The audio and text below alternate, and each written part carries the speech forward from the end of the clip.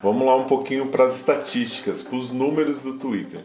O Twitter ele está disponível em 35 idiomas e ele conta aí com usuários ativos. A gente até estava procurando aqui nas pesquisas para a gente fazer o episódio, a gente não acha dados oficiais, a gente acha outros sites de estatística falando sobre.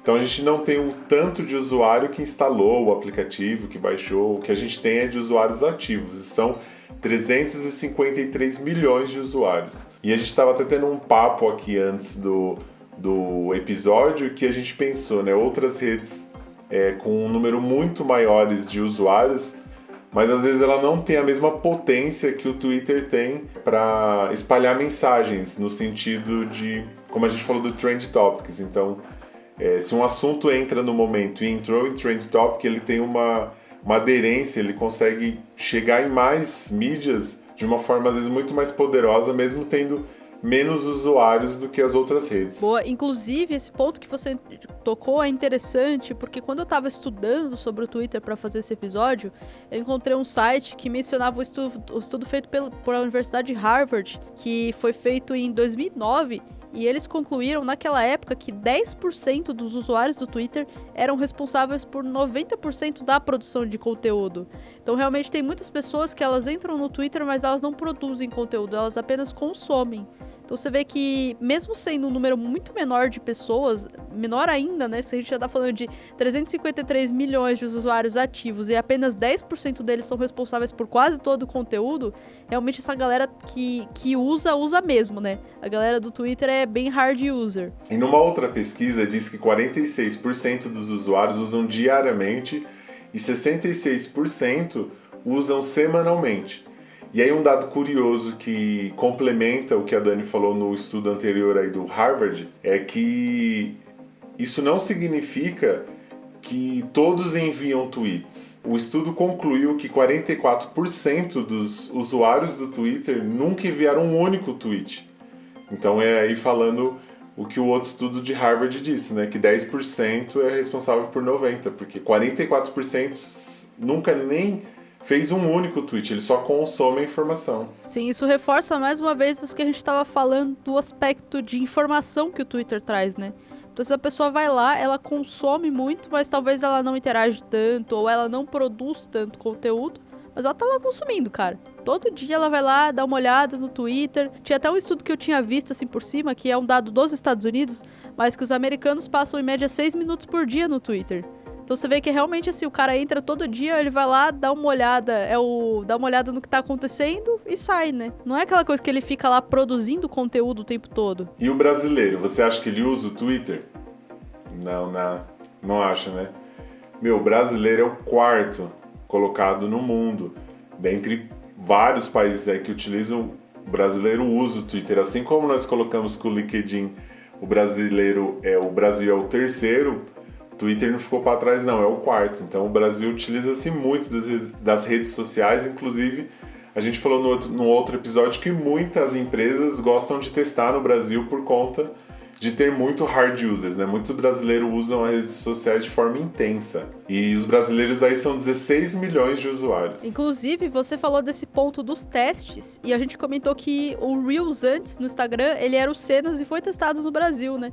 E o Fleets, que foi um fracasso, foi testado no Brasil também.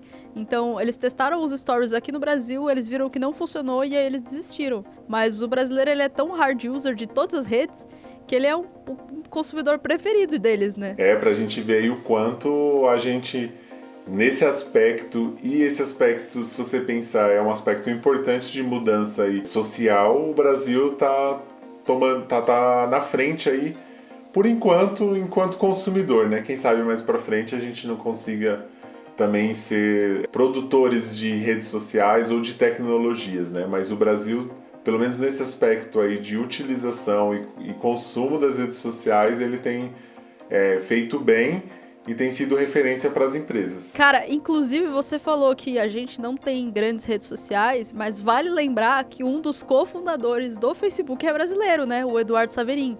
Então, assim, a gente acaba exportando os cérebros pensantes, né? Pra gringa, e aí eles fazem lá e aí a gente perde os créditos, mas vale lembrar do Eduardo Saverin. Boa, com certeza.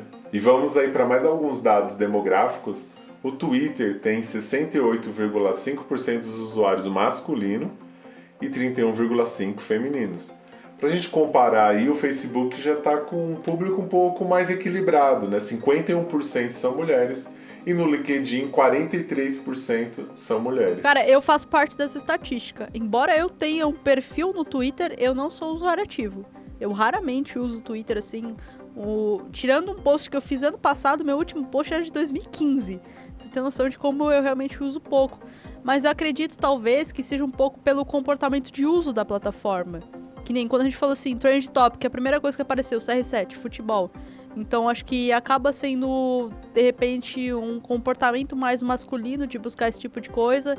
E talvez, não sei, as mulheres se interessem mais por outros tipos de formatos que estão nas outras plataformas, né? Não sei. Tô especulando aqui.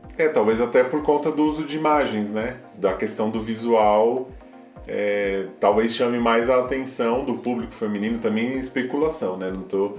Eu sei que o Twitter, quando é dia de jogo, os Trend Topics são nome de jogadores ou nome de time. Isso é real, assim, eles ganham de qualquer assunto que tiver no momento. Se é dia de jogo, realmente, eles dominam ali, pelo menos, que normalmente eles classificam em 10, né, do Brasil. Eles estão ali em 8, 7 Trend Topics de hashtags, está na casa do futebol. E um outro ponto interessante do Twitter, que diferente de algumas outras redes que a gente falou, o público no Twitter é um pouquinho mais velho.